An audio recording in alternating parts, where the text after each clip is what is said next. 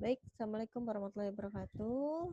Selamat pagi anak-anakku semua. Hari ini kita akan masuk materi yang terakhir yaitu Revolusi Tiongkok. Dan Revolusi Tiongkok ini adalah materi kita untuk penutup sebagai penutup materi dari semester kedua. Dan di sini kita akan melihat materi Tiongkok seperti apa. Jadi kita akan membahas revolusi Tiongkok yang terjadi tahun 1911 sampai tahun 1949. Baik, kita akan mulai untuk share screen materinya dan tolong diperhatikan dengan seksama materinya bagaimana dan seperti apa. Dan nanti jika ada pertanyaan, kalian boleh mengajukan pertanyaan tersebut di Google Classroom yang sudah tersedia. Langsung saja komen di bawah video yang saya share di Google Classroom kalian. Oke, terima kasih. Kita akan mulai membahas materi revolusi Tiongkok.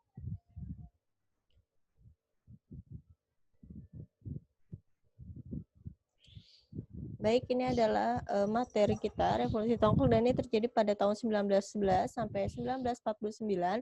Dan pada Revolusi Tiongkok ini bisa dikatakan revolusi tahun 1911 sampai 1949 ini tidak terjadi hanya satu kali. Jadi dia tidak secara terus-menerus ya, terus-menerus bergerak, tapi ini terbagi menjadi 3 revolusi, yaitu pertama adalah kita akan membahas yang pertama, yaitu adalah revolusi Xinhai. Yang kedua, kemudian kita akan bahas yaitu materi berikutnya yaitu revolusi 1928, dan yang ketiga kita akan membahas terakhir yaitu revolusi tahun 1949. Jadi kita akan terbagi menjadi 3 tahapan, dan revolusi Xinhai ini materinya adalah untuk tahunnya adalah tahun 1911 untuk dimulainya. Oke, sebentar saya ganti dulu untuk warnanya. Nah, kita akan bahas ini anak ya, jadi tolong diperhatikan. Yang pertama adalah revolusi Xinhai, yang kedua adalah revolusi 1928, yang ketiga adalah revolusi tahun 1949. Dan ini semua berbeda satu sama lain dan polanya pun bisa dikatakan ada perbedaan antara satu dengan yang lainnya. Oke, kita akan lanjut next. Nah, ini adalah tokoh-tokoh yang akan kita bahas nanti. Jadi ketika saya menyebut tokoh-tokoh ini, kalian sudah sedikitnya sudah paham siapa dan bagaimana wajahnya gitu. Nah, ini ada pertama adalah tokoh pertamanya dalam revolusi Xinhai, dia adalah tokoh Sun Yat-sen, yaitu seorang nasionalis dari Cina. Kemudian adalah Yuan Shikai, dia lebih ke militer Cina. Nanti kita akan bahas dia dari 1911 dan nanti kita akan bertemu di revolusi berikutnya. Kemudian ada Chiang Kai-shek, ini juga ada di revolusi 1928, dan inilah tokoh pemersatu Cina Utara dan Cina Selatan yang nanti akan disebut sebagai Republik Cina.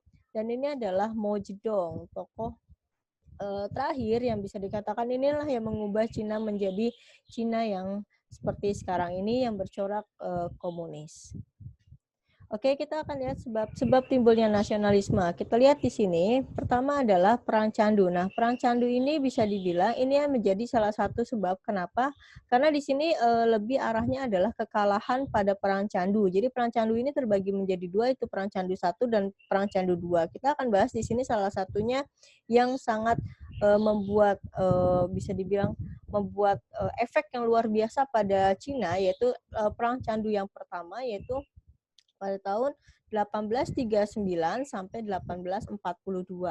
Nah, di sini pada perang candu yang pertama ini sebenarnya ini adalah perang yang dilakukan antara Cina pada saat itu ya, Cina atau Tiongkok versus si Inggris. Nah, kenapa sih Cina pada saat itu bisa sampai berseteru dengan Inggris, dan Cina di sini adalah pada masa itu dipimpin oleh dinasti Qing. Ya, dinasti Qing, atau yang bisa kita bilang dia kebanyakan adalah orang-orang Manchuria. Nah, di sini pada saat perang candu ini apa sih sebenarnya perang candu itu dan masalahnya kenapa? Jadi perang candu ini masalahnya adalah pada saat itu Inggris itu lagi mengimpor banyak sekali candu ya. Kalau misalkan tahu candu, candu itu semacam obat-obatan yang ya sampai sama seperti sekarang obat-obatan terlarang, dan itu banyak di hampir orang-orang Cina ya atau orang-orang Tiongkok pada saat itu banyak yang menggunakan candu itu untuk semacam menghilangkan stres atau apa, dan itu semacam obat-obatan terlarang yang bisa membuat orang itu nge-fly istilahnya seperti itu. Nah, di sini ketika perang candu ini ketika Inggris mengimpor candu-candu itu ke Cina pada saat itu sebenarnya secara ilegal. Jadi secara hal yang tidak dilarang sebenarnya oleh dinasti Qing, tapi pada saat itu Inggris memang menginginkan candu itu agar masuk ke Inggris agar sebagai program dari mereka, yaitu merkantilisme mereka, perdagangan mereka. Dan di sini ternyata dari dinasti Qing itu melihat kalau candu ini banyak digunakan oleh pemuda-pemuda Cina, ini akan bisa membuat rakyat Cina itu menjadi lemah fisiknya, dan itu yang sangat dikhawatirkan oleh dinasti Qing. Maka pada saat itu untuk menghentikan Inggris, bahkan istilahnya ingin mengungkapkan bahwa mereka itu marah, mereka membuang ya pada saat itu mengobrak-abrik istilahnya, membuang pada saat itu candu-candu yang ada di pelabuhan-pelabuhan Cina pada saat itu. Nah, ketika itu terjadi, Inggris marah karena barang dagangannya itu dirusak oleh si dinasti Qing. Apa yang terjadi? Akhirnya Inggris menyatakan perang terhadap Cina, dan di sini perang terhadap Cina ini akhirnya dimenangkan oleh siapa? Jelas dimenangkan oleh Inggris. Dan ini ketika Inggris menang, apa yang terjadi pada saat itu? Saat Inggris menang, si Cina ini banyak sekali kehilangan banyak sekali dirugikan oleh perang candu ini. Dan ketika perang candu ini selesai, ini diakhiri oleh yang namanya Perjanjian Nanking. Nah, Perjanjian Nanking inilah yang nanti akan membuat Cina itu menjadi sangat dirugikan. Salah satunya apa? Ketika dalam Perjanjian Nanking ini, satu wilayah Cina yaitu Hong Kong ini akan dimiliki oleh Inggris. Nah, inilah yang menjadi, mungkin kalian bertanya, Hong Kong itu dulunya punya siapa sih? Dulu itu punya Cina, tapi ketika Perjanjian Nanking, Hong Kong ini akhirnya dilepaskan dan diberikan kepada Inggris, karena ini adalah sebagai konsekuensi karena mereka kalah perang. Tidak hanya itu, pada saat itu Cina juga harus membayar ganti rugi yang diminta oleh Inggris, dan itu sangat merugikan Cina. Nah, di sini ini salah satunya. Kemudian nanti kita akan lihat bagaimana ini mempengaruhi rakyat Cina. Next, pemerintah Manchu dianggap kolot. Jadi mereka ini benar-benar kolot, bobrok bisa dikatakan. Mereka itu tidak mau menerima pembaharuan dari luar. Jadi mereka seperti menutup diri untuk pembaharuan-pembaharuan yang dibawa oleh orang asing. Dan bedanya apa sih Bu Manchu sama orang Cina? Sebenarnya Manchu itu bisa dikatakan mereka itu bukan orang Cina asli ya. Jadi kalau misalkan kita lebih ke lebih spesifik melihatnya, kalau bangsa Cina itu yang asli adalah sukunya adalah suku Han. Nah, Manchu ini adalah orang-orang pendatang. Nah, nanti akan nyambung ke sini. Nah, di sini orang Han ini bisa dibilang dia tersingkir nih ketika pada saat itu Manchu berhasil menguasai dan menurunkan dinasti yang sebelumnya. Nah, dinasti Manchu ini contohnya apa atau seperti apa sih? Kalian pernah lihat mungkin film-film Cina yang kalau misalkan dilihat kayak contohnya adalah, mungkin kalian belum lahir ya ketika ada film yang judulnya Putri Huanzu. Itu kan kalau misalkan kalian lihat, orang Cina itu beberapa diantaranya ya, itu ada satu masa di mana mereka itu rambutnya itu botak tengah ya, kemudian di belakangnya itu dikuncir. Nah, itu adalah salah satu ciri Manchu. Jadi mereka itu menginginkan semua rambut itu bentuknya seperti itu. Jadi yang laki-laki itu botak tengah, depan, tengah, belakang, kemudian dikepang sampai bawah. Nah, ini sebenarnya melanggar dari kepercayaan, salah satu kepercayaan Cina, di mana rambut itu dianggap sebagai hal yang sangat sakral. Nah, tapi kalau misalkan mereka tidak mau memotong rambutnya atau menggunduli rambutnya bagian depan dan bagian tengah ya, tengah ke depan itu, mereka harus memilih. Jadi pada saat itu ada istilahnya adalah ingin rambut, potong kepala. Ingin kepala, potong rambut. Jadi kalau kamu menginginkan rambut, berarti kepalamu harus dicopot. Atau bisa dibilang harus dipenggal. Tapi kalau misalkan kalian menginginkan kalian tetap hidup, kepala kalian tetap ada dalam badan kalian, ya kalian potong rambut kalian. Jadi pilihannya hanya dua, yaitu ingin rambut, kepala dipotong, ingin kepala, rambut dipotong. Hanya ada dua. Nah, kemudian di sini selain itu dia ini membuat rakyat Cina asli, terutama suku Han itu akhirnya mau tidak mau harus menuruti apa yang diminta oleh dinasti Qing atau dinasti Manchu. Nah, di sini next, adanya korupsi dan pemborosan yang merajalela terutama di kalangan istana. Jadi memang bisa dibilang banyak sekali hal-hal korup atau yang terjadi pada dinasti Manchu. Next, kekalahan Cina dalam perang Cina-Jepang. Nah, ini kekalahan Cina dalam perang Cina-Jepang 1 ini juga menimbulkan permasalahan. Jadi di sini salah satu hasilnya adalah adanya perjanjian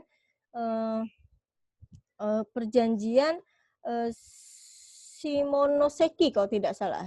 Shimonoseki. Nah, perjanjian Shimonoseki ini apa sih sebenarnya kepada akibatnya ke Cina itu sendiri? Jadi perjanjian Shimonoseki ini sebenarnya salah satu isinya adalah penyerahan wilayah atau yang bisa kita sebut sebagai saat ini wilayah Korea.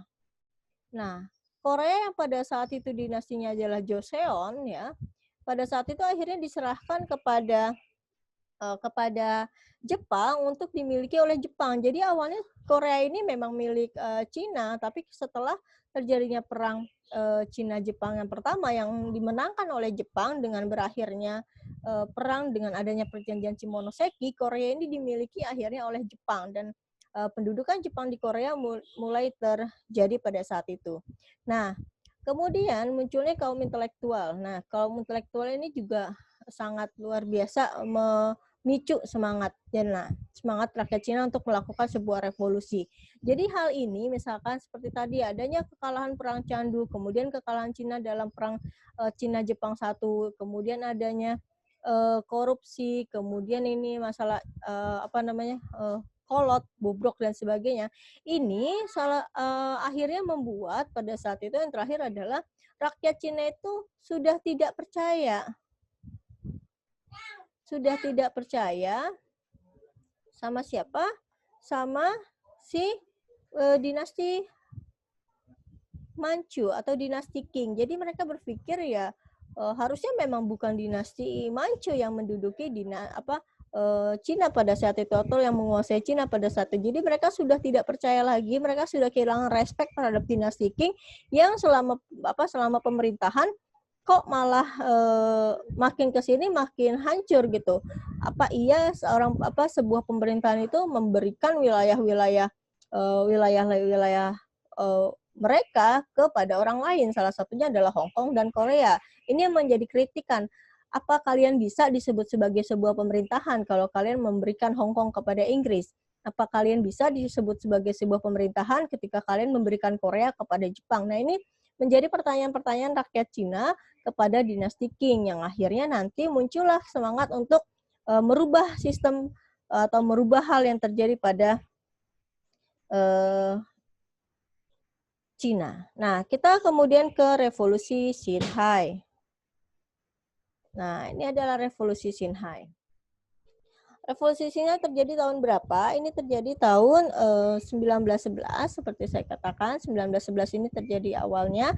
Nah, di sini sebenarnya sebelum terjadi revolusi Xinhai yang tadi saya katakan adanya rasa tidak percaya, rasa marah dan sebagainya, kemudian menimbulkan gelombang-gelombang revolusioner atau revolusionis yang akhirnya menginginkan pembentukan sebuah Cina yang satu. Nah, di sini pada saat itu muncul tokoh nasionalisme yang muncul pada saat itu adalah Sun Yat-sen. Nah, Sun Yat-sen ini muncul ya pada saat itu, dan di sini dia ketika muncul Sun Yat-sen, dia tuh menggembar-gemborkan sebuah ajaran yang nanti disebut sebagai San Min Chu I. Nah, apa sih San Min Chu I? Nah, San Min Chu I ini sebuah ajaran 3 pedoman dasar dalam Cina, yaitu nanti disebut San Min Chu I ini ada 3 ya. Pertama adalah Min Su, kemudian ada Min Se, yang terakhir ada Min Chuang. Min Su, Min Seng, Min Chuang. Min Su itu siapa? Min Su itu apa? Ini Min Su ini adalah landasan nasionalis. Kemudian Min Seng disebut sebagai sosialis, dan Min Chuang disebut sebagai demokratis. Jadi nasionalis ini bagi rakyat memiliki rasa cinta terhadap Cina, memiliki rasa kebanggaan terhadap Cina. Sosialis lebih ke arahnya adalah adanya persamaan dalam hak terutama hak rakyat pada saat itu, kemudian mewujudkan pemerintahan yang demokratis, pemerintahan yang bisa dibilang diutamakan untuk rakyat dan oleh rakyat, seperti itu. Jadi di sini inilah yang menjadi tiga landasan atau 3 ajaran Sun Yat-sen dalam pemerintahan Cina. Dan di sini Sun Yat-sen juga ketika dia memberikan ajaran mencetuskan San Min Chu I ini banyak banget orang-orang yang merespon dengan baik, terutama kaum pelajar dari Cina atau kaum revolusioner Cina. Dan di sini Sun Yat-sen juga membentuk yang namanya satu hal yang dibentuk oleh satu organisasi yang dibentuk oleh Sun Yat-sen, yaitu Dong Meng Hui.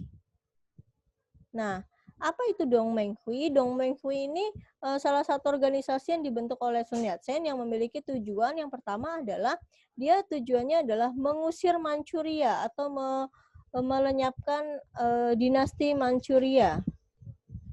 Jadi di sini adanya keinginan dari Sun Yat-sen bahwa Cina adalah untuk Cina sendiri. Kemudian di sini atau Cina untuk bangsa Tionghoa. Next, yang tujuan berikutnya adalah tadi Cina untuk Tionghoa. Dan yang ketiga adalah menginginkan adanya pendirian sebuah negara republik. Nah, inilah yang diinginkan oleh si Sun Yat-sen. Jadi adanya ketiga hal tersebut, di mana ini yang menjadi alasan nanti Dong Meng Hui ini berkembang sangat cepat. Nah, kemudian kita akan lihat bagaimana sih revolusi itu terjadi setelah Sun Yat-sen mengutarakan sebuah ajaran San Min Chu I, dan kemudian adanya pembentukan sebuah organisasi yang bernama Dong Meng Hui.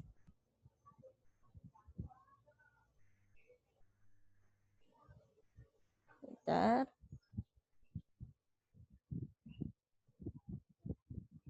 Ya.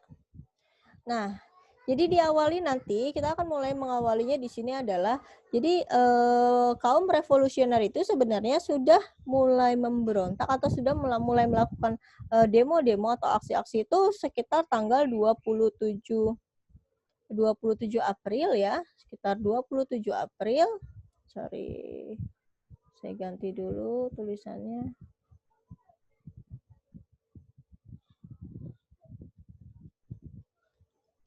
Jadi sekitar pada 27 April tahun 1911 ini sudah terjadi sebuah aksi revolusioner ya, aksi untuk memberontak pada saat itu, jadi disebut sebagai pemberontakan Huangxing.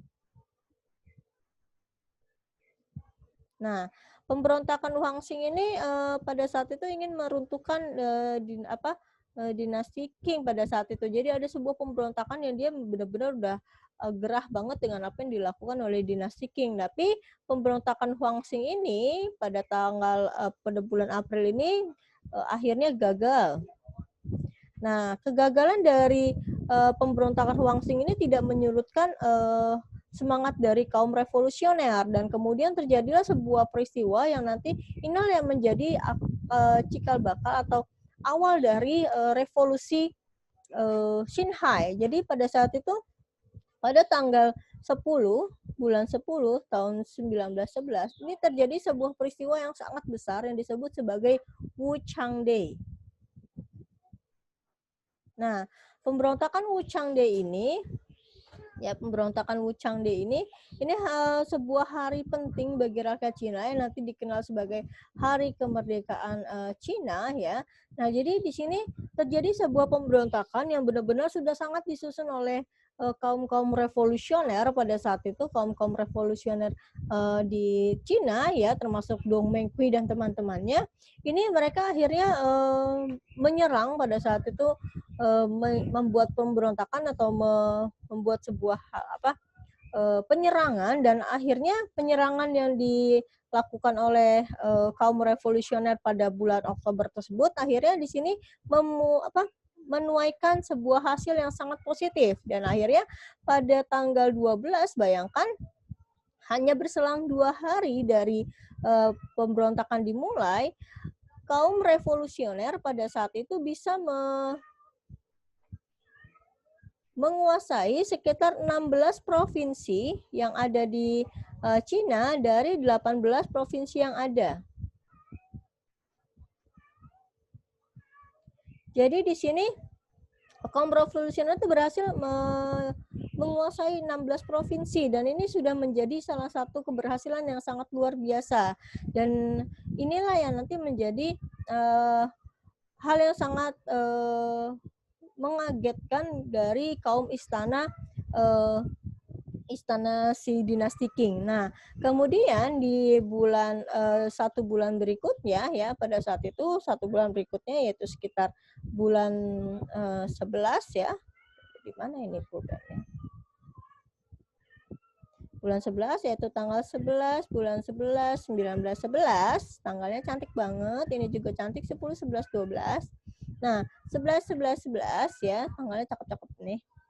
Nah, tanggal 11 November 1911 di sini akhirnya semua itu sudah berhasil dikuasai oleh mereka, dan pada saat itu mereka itu menginginkan Kaisar Puyi. Kaisar Puyi ini adalah kaisar terakhir ya, kaisar terakhir dari dinasti Qing. Dan ini Kaisar Puyi jangan kalian bayangkan ini adalah kaisar yang kuat atau sebagainya. Ini kaisar ini dia dipilih menjadi kaisar itu pada saat umurnya sekitar 5 tahun. Jadi ketika terjadi pemberontakan ini umurnya masih kecil banget. Jadi dia masih sangat kecil di umurnya yang masih belum ada belasan tahun, belum ada 10 tahun ya. Dia jadi kaisar kemudian menghadapi sebuah pemberontakan ini dan pun nggak ngerti apa yang terjadi pada saat itu. Jadi di sini dia sangat dihandle oleh Ibu Suri ya, pada saat itu oleh Ibu Surinya atau ibunya ya, oleh Ibu Suri yang menghandle semua permasalahan yang terjadi pada kekaisaran dinasti Qing. Dan di sini ketika mereka menginginkan Kaisar Puyi ini diturunkan, jawaban dari istana adalah dia mengangkat Yuan Shikai yang tadi kita lihat fotonya di depan menjadi seorang Perdana Menteri. Jadi jawabannya adalah mereka tidak menurunkan Kaisar Puyi, tapi malah mengambil Yuan Shikai yang awalnya ini sudah dipecat, kemudian ditarik lagi, diangkat menjadi Perdana Menteri. Nah, ketika Yuan Shikai ini diangkat, ini sebenarnya menjadi, berarti mereka tidak ada respon baik, tapi bisa dibilang kekaisaran dinasti Qing ini sudah sangat lemah gitu. Dengan naiknya Yuan Shikai ini sudah sangat lemah, karena di satu sisi Yuan Shikai itu sudah berkiblat juga sudah mendukung dari apa yang dilakukan oleh kaum revolusioner, tapi dia memang secara garis besar dia sangat menginginkan menjadi pimpinan dari Cina. Jadi ada motif-motif sendiri. Yuan Shikai ini kan seorang jenderal ya, jenderal perang gitu. Jadi memang sifatnya itu lebih keras dibandingkan yang lainnya. Nah, akhirnya pada tanggal 12 sekitar bulan 12, sekitar Desember 1911, akhirnya dinasti Manchu berhasil digulingkan ya. Manchu hilang.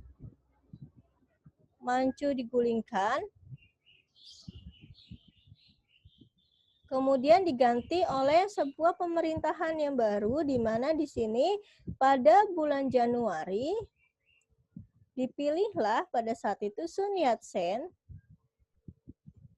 sebagai presiden Cina.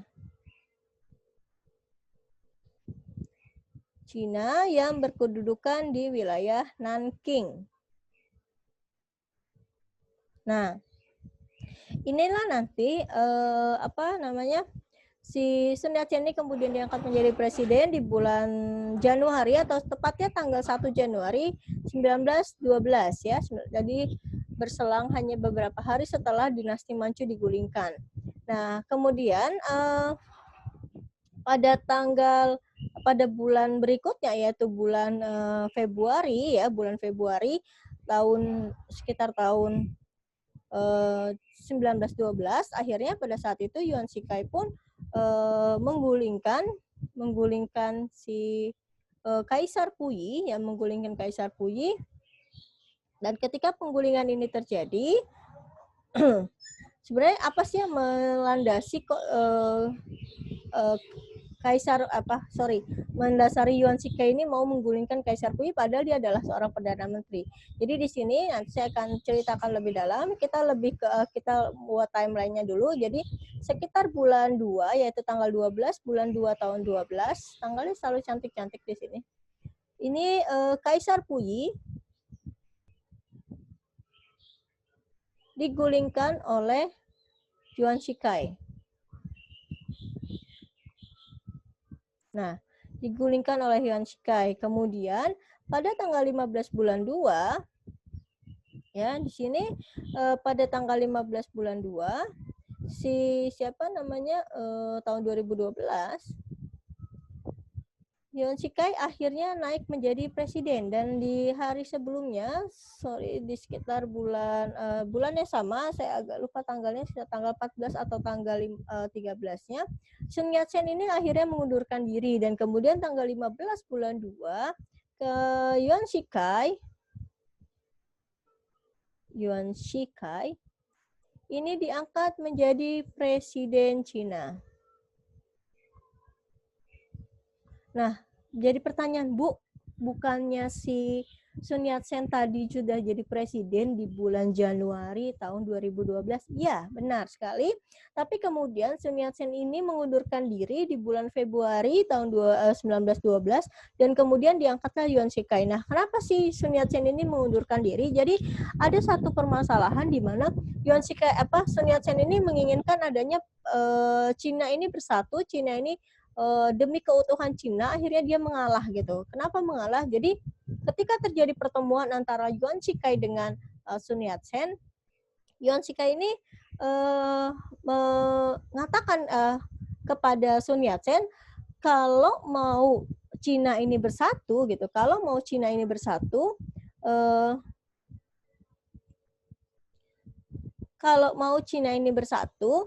saya minta agar kamu mengundurkan diri dan saya menjadi presiden. Jadi Yuan Shikai ini memberikan penawaran kepada Sun Yat-sen. Saya mau menurunkan Kaisar Puyi dari kekaisarannya, dan saya berani untuk melengsarkan dinasti Qing, karena memang kekuatan Yuan Shikai sangat besar pada saat itu dalam hal militer. Dia adalah jenderal militer dan dia juga seorang perdana menteri pada saat itu. Dan untuk menurunkan Kaisar Puyi dan melengsarkan dinasti Qing ini sangat mudah bagi dia. Jadi di sini untuk menjaga keutuhan tersebut, akhirnya Sun Yat-sen memutuskan untuk ya sudah, saya mengalah gitu. Saya tidak masalah tidak menjadi presiden, yang penting Cina ini bersatu, Cina ini membentuk sebuah republik, dan dinasti Qing diruntuhkan atau dinasti Manchu selesai. Jadi di sini terjadi kesepakatan antara Yuan Shikai dengan Sun Yat-sen yang akhirnya menyebabkan Sun Yat-sen ini mundur dari kursi kepresidenannya, kemudian menyerahkannya kepada Yuan Shikai. Dan pada saat penyerahan kepada Yuan Shikai, apa yang terjadi kepada Sun Yat-sen? Pada saat itu setelah Sun Yat-sen mundur, Sun Yat-sen ini akhirnya pergi ke wilayah Cina bagian selatan ya. Dia pergi ke wilayah Kanton, ini wilayah Cina bagian selatan. Nah, disinilah akhirnya Sun Yat-sen ini membentuk sebuah partai yang disebut sebagai Partai Kuomintang. Nah, kemudian apa yang terjadi dengan Yuan Shikai? Yuan Shikai luar biasa sekali. Setelah dia menjabat menjadi presiden, dia menetapkan dirinya sebagai presiden seumur hidup. Dan pemerintahannya disebut sebagai pemerintahan warlord.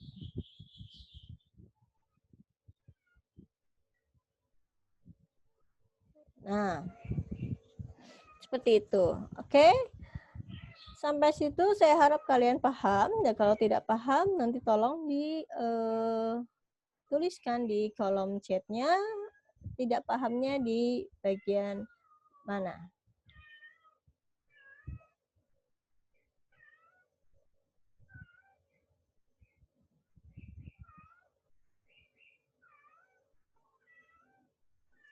Oke, kemudian nanti kita akan lanjut di sini yaitu revolusi tahun 1928 di mana revolusi ini bisa dikatakan sama pentingnya dengan revolusi Xinhai, di mana tadi revolusi Xinhai itu tujuannya adalah menurunkan dinasti Qing.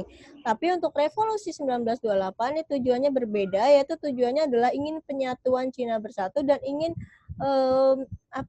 menghentikan pemerintahan warlord. Nah, kita lihat pemerintahan warlord itu seperti apa. Di sini pada saat itu tahun revolusi 1928 ini sebenarnya dimulai peristiwanya adalah ketika pada tahun 1916 Yuan Shikai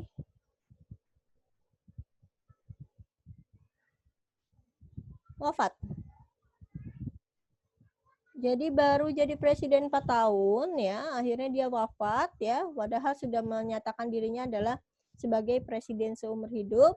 Dan di sini sebenarnya terjadi sebuah kekacauan ketika Yuan Shikai wafat. Jadi semua itu merasa punya hak untuk menjadi pengganti Yuan Shikai, karena Yuan Shikai pada saat itu belum menentukan siapa yang menjadi penggantinya.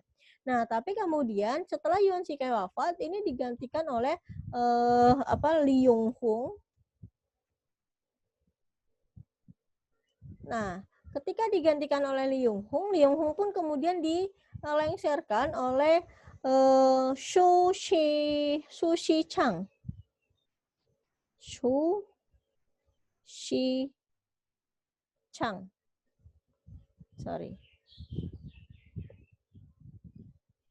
Nah, ngapain sih ada pelengseran-pelengseran seperti ini? Nah, inilah yang dikatakan sebagai pemerintahan yang tidak stabil pada saat itu, di mana semua orang itu merasa mereka punya hak untuk menggantikan posisi Yuan Shikai. Ini adalah pemerintahan warlord, pemerintahan panglima perang. Jadi yang di sini ketika Yuan Shikai itu kok di 1949? Oh, salah saya ya. Typo ya. 1928. Nah, ketika jadi kacau deh. Jadi ketika tadi pemerintahan pimpinan ketika ada pemerintahan dari panglima-panglima perang, ini jelas akan terjadi sebuah kekacauan di mana semua itu saling berebut satu sama lain, dan semua itu wilayah-wilayah warlord atau wilayah-wilayah yang dinaungi oleh Yuan Shikai pada saat itu saling berperang satu sama lain. Jadi mereka berperang satu sama lain untuk apa? Untuk menduduki posisi Yuan Shikai. Nah, terjadilah perang terus-menerus di wilayah Cina bagian utara. Karena memang mereka kan membagi Cinanya menjadi Cina bagian utara dan selatan. Utara dimiliki oleh Yuan Shikai, selatan oleh Sun Yat-sen. Jadi mereka tidak terlalu mengurusi masalah selatan. Jadi utara itu adalah pusat pemerintahannya. Nah, di sini kacau nih pemerintahan Cina Utara ini kacau oleh ulah para warlord ya. Nah, kekacauan inilah yang nanti bisa dibilang membuat si Sun Yat-sen ini ingin mengakhiri kekacauan yang terjadi di Cina Utara. Jadi pada saat itu Sun Yat-sen akhirnya muncul kembali setelah dia di pengasingan ya, di wilayah Kanton, di wilayah pengasingan selama ini atau di wilayah penyendiriannya selama ini. Nah, pada saat itu akhirnya Partai Kuomintang dari si partainya Sun Yat-sen muncul kembali untuk apa? Untuk menyelesaikan permasalahan warlord. Nah, untuk menyelesaikan masalah warlord ini, dan di sini akhirnya ketika dalam proses untuk menyelesaikan warlord atau menyelesaikan segala kerusuhan yang terjadi di wilayah Cina Utara, pada tanggal 12 Maret tahun 1925, kalau tidak salah, 25, Sun Yat-sen ini akhirnya wafat. Nah, pada saat itu akhirnya pucuk pimpinan dari Kuomintang digantikan oleh satu tokoh yang sangat luar biasa bagi Cina, dan ini sampai sekarang masih dikenang namanya selain Sun Yat-sen, yaitu adalah Chiang Kai-shek. Nah, Chiang Kai-shek inilah yang nanti menjadi salah satu aktor utama dalam revolusi 1928.